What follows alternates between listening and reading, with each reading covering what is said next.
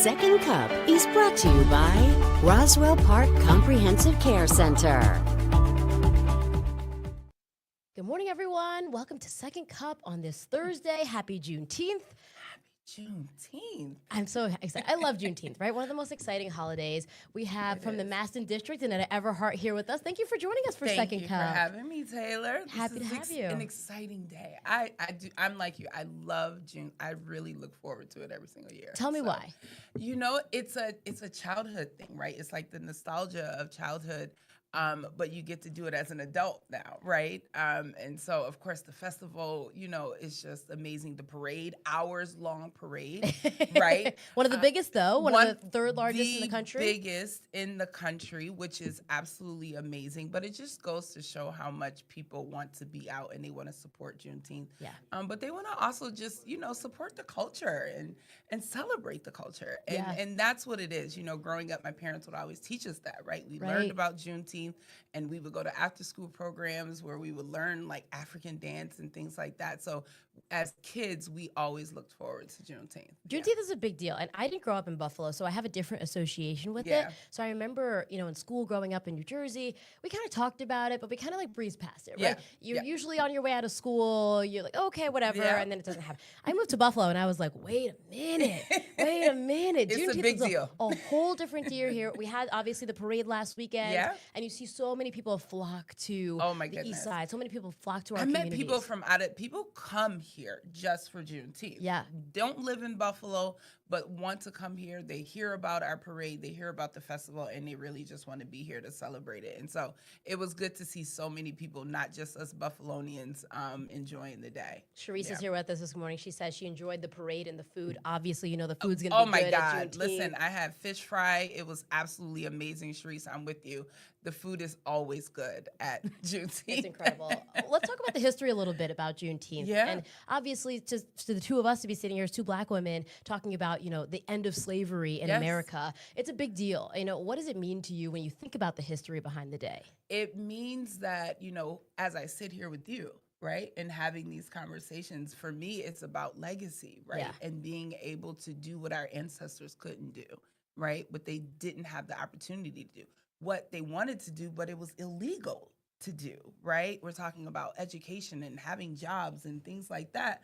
You know, for a time in this country, it was illegal for Black people to own property. And, you know, so it for me, it is about continuing a good legacy to celebrate our ancestors and just let them know that, you know, we see what they went through. And we're just going to make the world a little bit better. We can take what they went through and take it that step further and be able to, you know, turn what is a troubled and a terrible history into a celebration. It's something that we can all enjoy and that everyone can get in on. So a lot of you hopefully are, you know, taking the day off or don't have work. No one has school today. So hopefully you're taking that day to A, reflect, B, celebrate, get out. And there is a great way to celebrate happening in your district, in the Maston District. Absolutely. And so as we know, today is June 19th. It is Juneteenth. And so last year, my first year as a councilwoman, I started the Maston Family Reunion. And so we started that because we really wanted to do something where we got people out of their houses and connected with each other. I talk a lot about building networks in our community, making sure that our neighbors and our young people know each other and get to know each other. Because listen, I tell everybody I'm an 80s baby, right? So I was raised by the village, right? And so I feel like, you know, for a time we've gotten away from that and we need to make sure that our young people know who each other are, right? And so this is just an opportunity to do that. Come out, bring your blanket, bring a chair. There'll be some hot dogs, right? A classic family reunion, right? Get together. There'll be hot dogs and lots of snacks for the kids and some games and really good music. We're talking like electric slide. We're hitting it out there. Exactly. There was line dancing last year. Yes, there will be line dancing this year. It is a classic family reunion. Just come and hang out for the day. And if you don't know anyone, this is your chance to go out and meet people. Come out and meet somebody, right? And again, it's not just for the Maston District. Anyone who's out and about today and you just want to do something and get out your house, come to Martin Luther King Park. Here's some good music. Hang out with some friends and some family, meet some new people, have a hot dog on us. It'll be great. It'll be a good day, and we're going to be ending the day at 9 o'clock. with a beautiful fireworks show. Oh my gosh, yay, fireworks. Yes. Oh, that's awesome. That's so What would a exciting. holiday be without fireworks? Thank God. And you know what? Summer officially starts tomorrow. Yes. And I'm thinking back to like those days in March, those days in February when we were all like struggling and just doing everything we could to survive. So it's these kind of days and these kind of celebrations where we're like, oh my gosh, we finally made it and we're so excited. Yes. And I live in the Maston district. So I see people constantly out and about, you know, connecting, but you want to see, you know, a reason to get together, you know, a reason to come out and hang out. What have you seen, you know, since starting this and since trying to really emphasize getting people out and about in their community? Have you seen people making those connections? Absolutely. So last year, we actually were able to make a lot of connections last year. We didn't do a traditional like tabling type of event last year. Like I said, it really is just a family atmosphere, right? But so many organizations showed up, right? And they were just like connecting with each other, meeting with residents, talking to block club leaders. We have a lot of block club leaders who show up to this event, right? And they were connecting and working with each other and making connections and help. And now they're helping each other in their respective neighborhoods across the Masson district, you know, do different activities. And, you know, so it's just, they're working on beautification projects and things like that together. So yes, there absolutely has been a difference that I've seen personally. But people have called me and said like, hey, remember when you had those people at that event? You know, so because in the Masson district, we do a lot of this, right? It's not just the Masson Family Reunion. We do a lot of outreach events because that is so important. And I think that people want to see not only their council member in the community, but they want to see activity happening in their neighborhood. They want things and to that's go to. Exactly. And People in that's the what I'm comments all are already about. I coming want to out. make sure people have somewhere to go and something to do and a way to connect with each other. I love that. Kim says she can't wait. Peter's saying, what time is the event at MLK Park? I like a party with fun people. And Cherise says, where is this? I would like to come. It'll be right in MLK Park on the side of the casino, the Joyce Wilson Nixon Casino, newly dubbed yesterday. Right on the side, you cannot miss us. There will be a huge stage and there'll be a bunch of activities going on and barbecue smoke will be in the air, so you can't miss us. We'll be there from 3 o'clock to 9 o'clock today. And one exciting thing that we did add this year that we didn't do last year is we're going to be giving out the Heart of Maston Award. Ooh. And so, you know, we have so many amazing, amazing Block Club leaders, and we actually kicked it out to the community and we said, hey, nominate someone from your respective area of Maston to get the Heart of Maston Award. And so we will be honoring Ms. Florence Johnson, who used to be she used to be the president of the Buffalo School Board for some time. She was an educator for decades, and she's still active in the Maston district, Hamlin Park specifically. And she's a legend, a living legend, and she is just amazing. And so she will be winning the Heart of Maston Award today. I think another part of Juneteenth is giving our flowers to our elders and giving our flowers to our community members who are doing the great things out there. Absolutely. And that's part of that, right? Because they are our teachers, right? I stand on their shoulders, right? When we think about, you know, a Florence Johnson, right?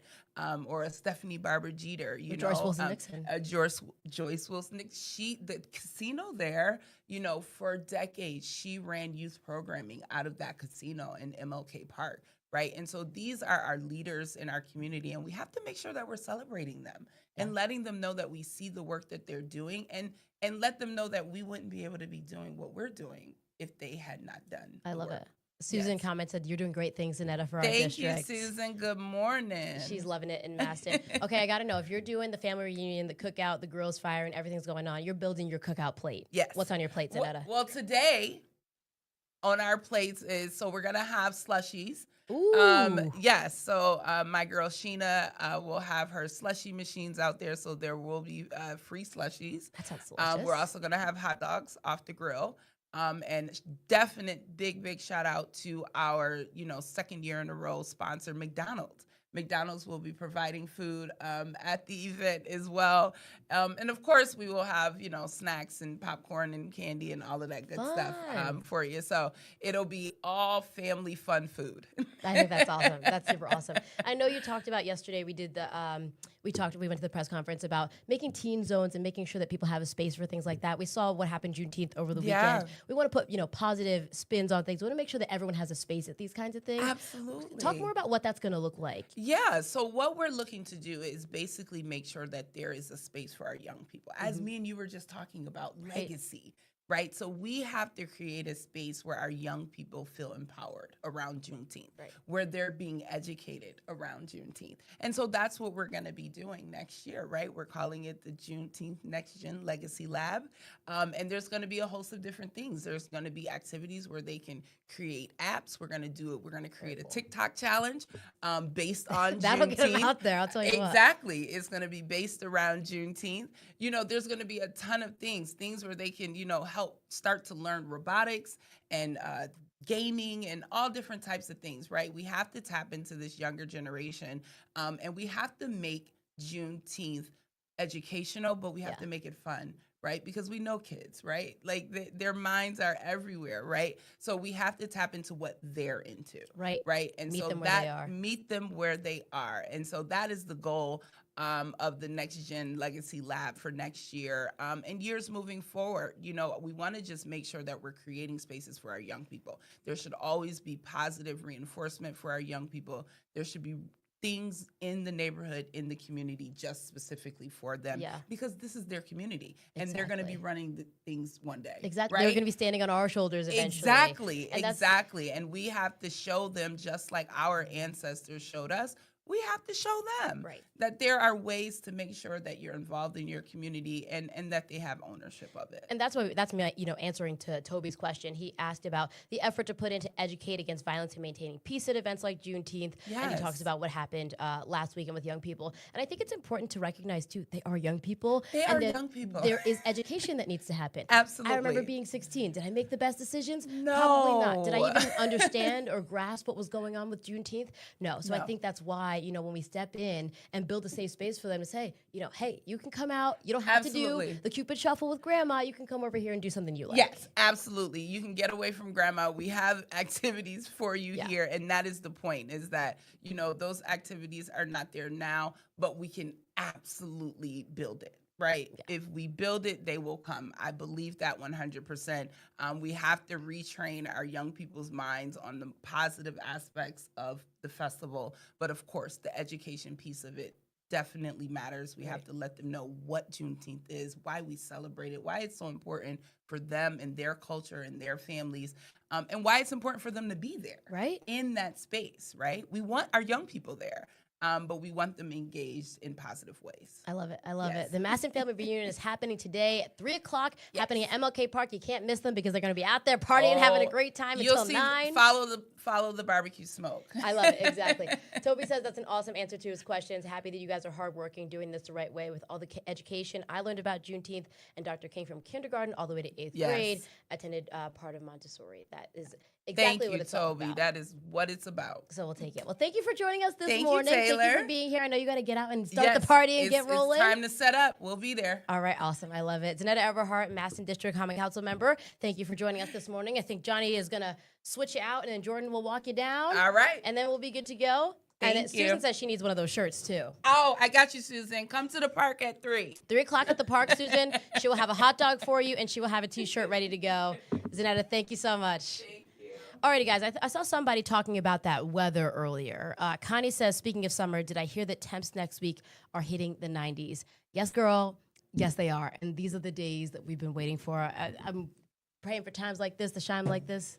So I had to grant, I'm going to follow that up. That's tough shoes to fill. I know. Can you pass me the mouse, please? Oh, yeah. Thank you so much.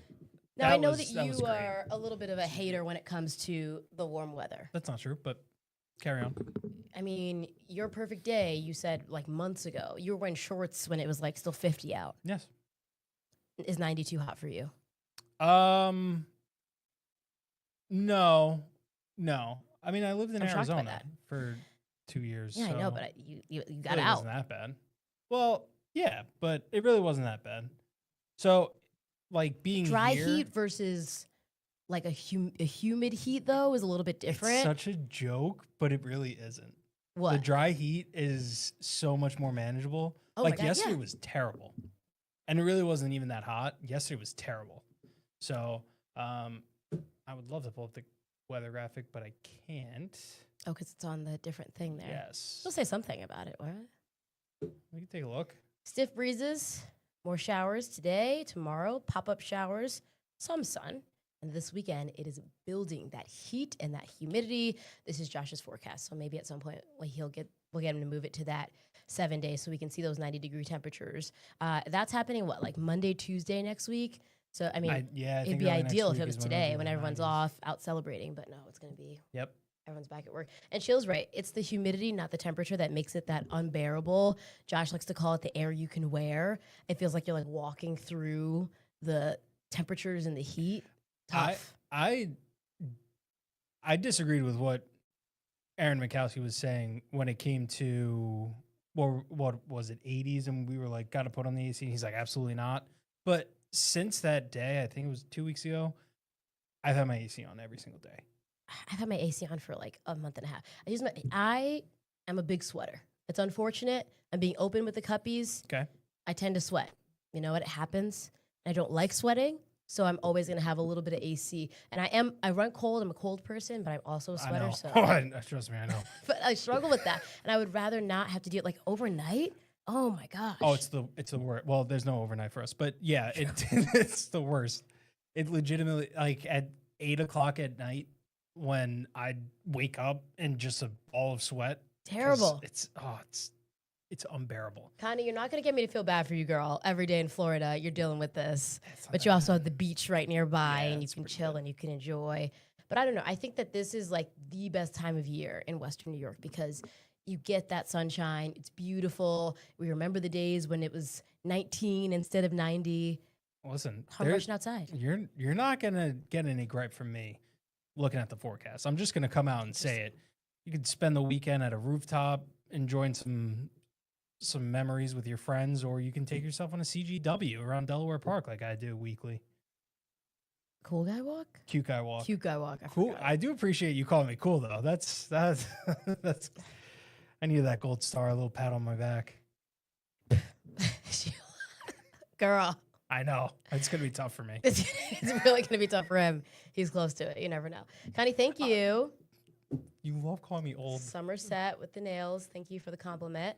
Susan says, we have such a long winter. I'll take this weather anytime. I tell myself every day, when I go out to walk the dog specifically, when I can do that in shorts and a t-shirt, I'm like, you know what? I could be out here in my boots.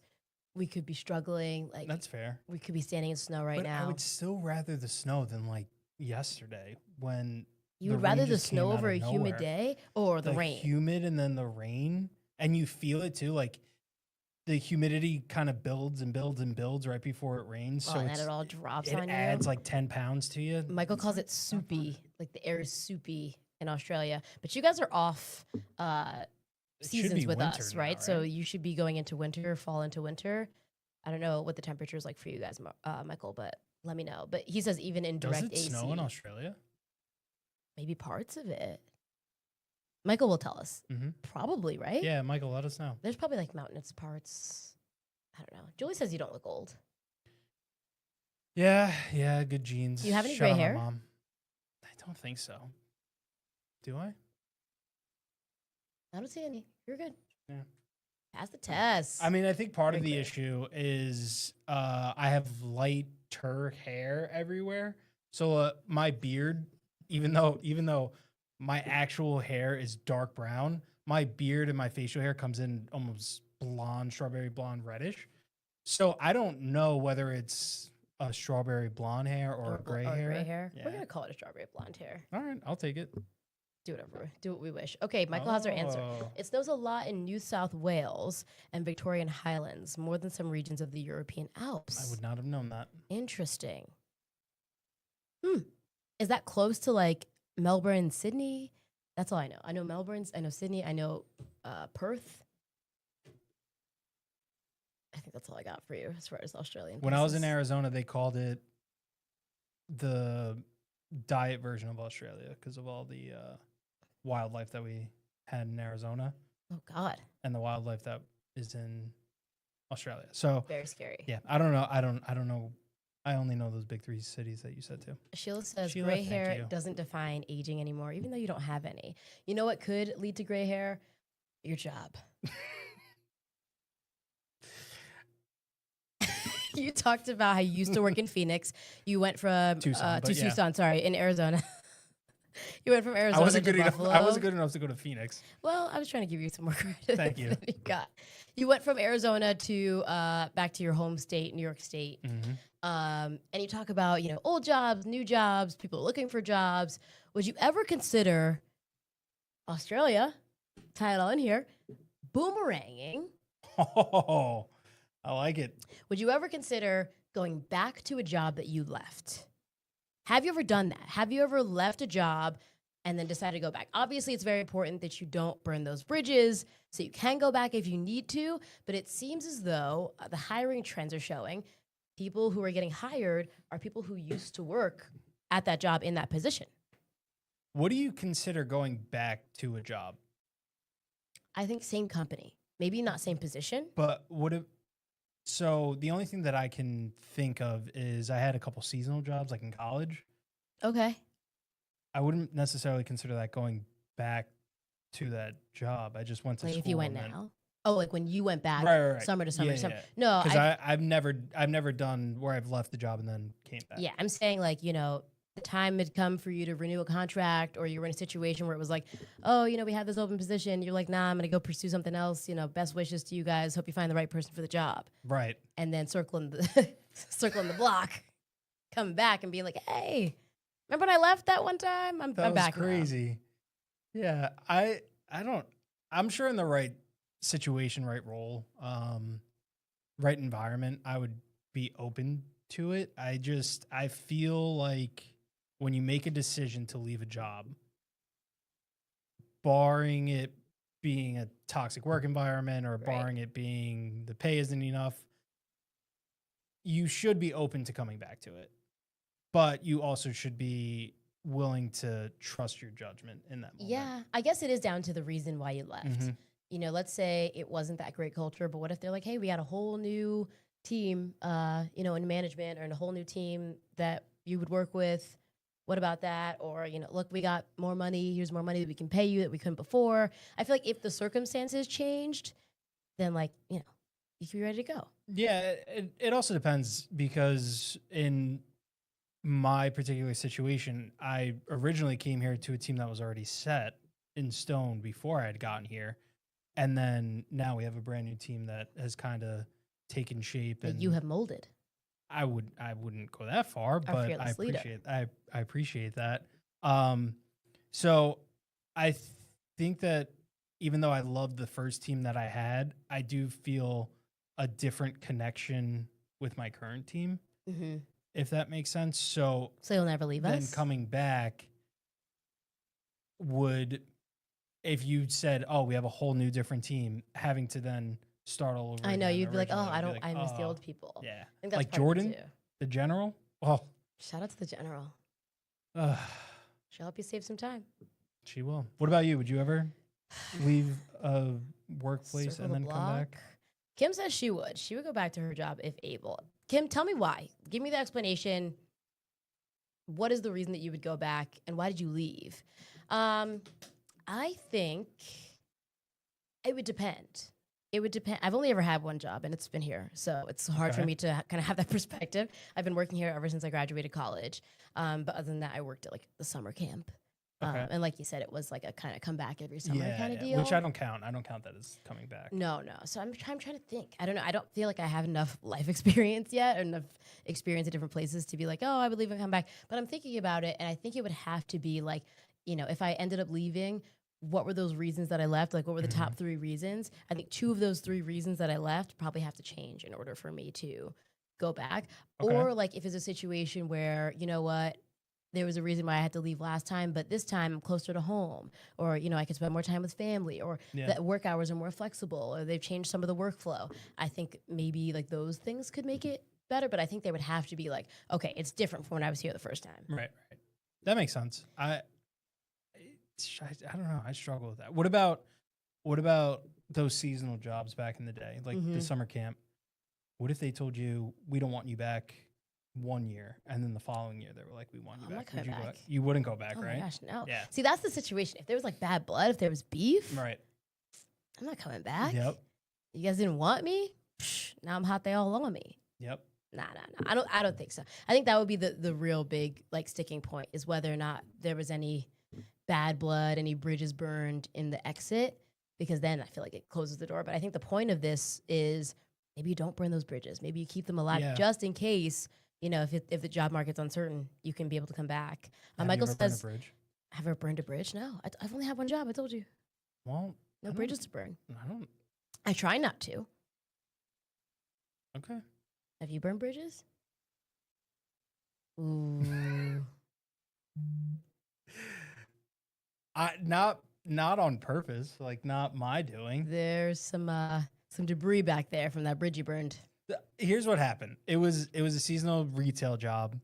Came back from college for Christmas break, and I was going to go to a concert, and I told my boss, "Hey, there's literally only one day that I can't work the entire time that I'm home for winter break."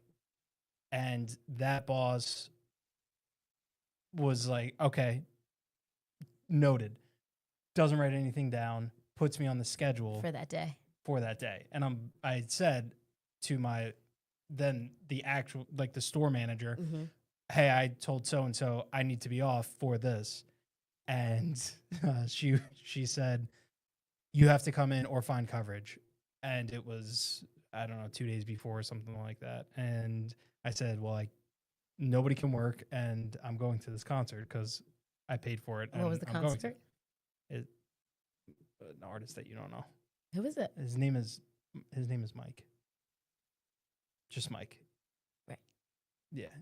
You showed me Mike before. Yeah. That guy, Oh, that yeah, guy, yeah, yeah. yeah. Right, Yeah. right. So I went to see him Cool guy, on the island, and I was told, "Well, then, if you're not going to find coverage and you're not going to come in for your shift, then maybe we have to rethink your hours here." That Yeah. bridge is burned. Yeah, that bridge was burned, but that wasn't my Over. fault. No, you told them. It's on them for not writing it down. You had to go see Mike in concert. How was the concert? The concert was great. Worth it all at the Yeah. end of the day. Absolutely. Peter says, Johnny. I know. Always, always, always get it in writing. But as Taylor was saying before, that was 19-year-old me, 20-year-old me. I wouldn't have thought of that. Now, 30-year-old me might. I'm not saying I definitely will, but I might. I've learned a little bit. There you go. Now, Kim's answering my question. She says she would go back. She worked with people with disabilities and she misses it. She's retired amazing. now. So I feel like, if you miss that, the relationships that you had or, some people that you met, but you were like, you know what, I'm moving on, retiring, spending more time at home. You worked for so long. You put in the Mhm. hours. You might as well go and celebrate. Michael's might have to take a step up and then he doesn't want to leave, but he said he'd happily come back later. You can leave. He also says you can leave and find jobs. It's different when you're talking about impacting your career. Very true. Yeah. It's different. Yeah. I'll be honest. I never expected to be in a job field or a career where I stamp so many stops along the way. I will say that. Oh yeah, when you're living in different Mhm. cities, areas, Like I was fully expecting to just be a Long Island guy through and through for life, for life. lifer. And then 5 years You wanted to live in Long Island, really? on. Yeah. Yeah, right. On Long Island. Right. Yeah. I grew up growing up in Jersey. I was like, get me out of here. I was like that too. Oh my gosh! but then I so left. bad. I- That's what it is. That is- Yeah. You get out of there and you're like, wait, Yeah. home's not so bad. I miss home. Yeah. I don't know. It's the same thing with college. Like when I was choosing schools, originally I was thinking anywhere in the country I would be willing to go. And then I went 2 hours away from home and I'm like, I'm kind of far. Like I miss home a little bit. There's something about being able to like get home easily Mm-hmm. that is different. But yeah, I remember just being like, I don't like this place. I've been to all the places around here. There's nothing to do. I want to get out of here. And then I was like, actually, living 15 minutes from the beach is not so bad. And I kind of miss parts of You that. fly or drive every time you go home?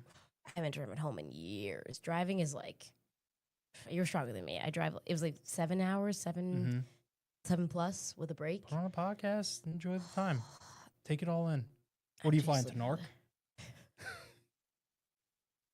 I fly into Philly. Oh, okay. Philly's about an hour drive from home. So I fly into Philly. And then Newark is like 2 hours away. Shout out to the general. Shout out to Jordan. Shout out the general. Shout out to the Cuppies. Happy Juneteenth. Hopefully you can get out there to celebrate the Oh. event, the Maston family reunion, 3 to 9. Mm-hmm. Why'd you say, oh, you forgot it was Juneteenth? No, I did not forget that it's Juneteenth. I remembered that this is like our last. Oh. This is our last. This is the last Johnny tip. One time for the road. Give me the hat. There you go. You guys, it's been sweet rocking with Johnny with the Body on Second Cup. We have another guest tomorrow. So this is our last time that you'll get to hang out with the two of us on Second Cup. And then tomorrow is my last day filling in on the morning show. And you guys get Katie back on Monday, which is super exciting. But I'll miss everybody. Be Did good. you have sad music to Do play? good. God God bless. bless. Go Bills.